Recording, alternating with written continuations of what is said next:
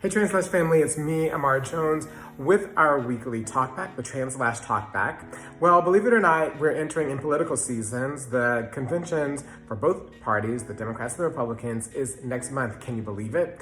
And since trans people are on the ballot in so many ways, literally on the ballot, and whether or not we'll have rights in 20 states across the country, as well as whoever is in the White House continuing to decide whether or not we can decide in the military or have equal access to healthcare or equal access to housing, our lives are literally on the ballot.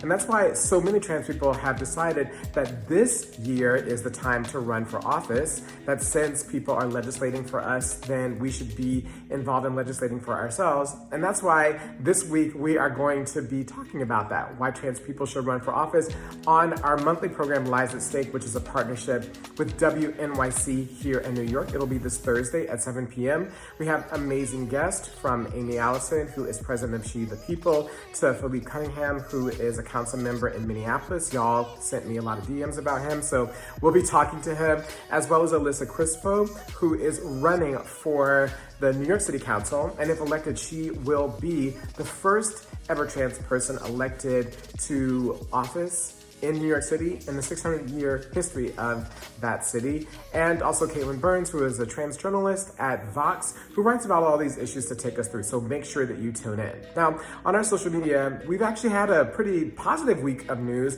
One of them is the fact that a Michigan teacher who was named Teacher of the Year, Owen Bandano, who is a trans man, was just that, named Teacher of the Year.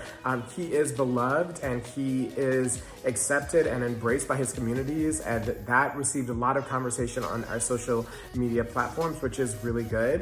One thing on our social media platforms which you should check out is an article that's not so good, and it's about Facebook and the way in which they inadvertently, or maybe intentionally, discriminate against us and our content, because apparently anti-trans content on Facebook is really popular. And over on Instagram, also a lot of positive news, people talking about the ways in which not misgendering can make or break a day, mainly make a day, and someone recounting their experience. And we all have that, how misgendering and then corrections around misgendering can be really positive for us, as well as some sex advice over there, which apparently caught a lot of people's attention. So make sure that you continue to check out our feeds, talk back to us, we talk back to you. And remember, this Thursday at 7 p.m., why trans people should run for office.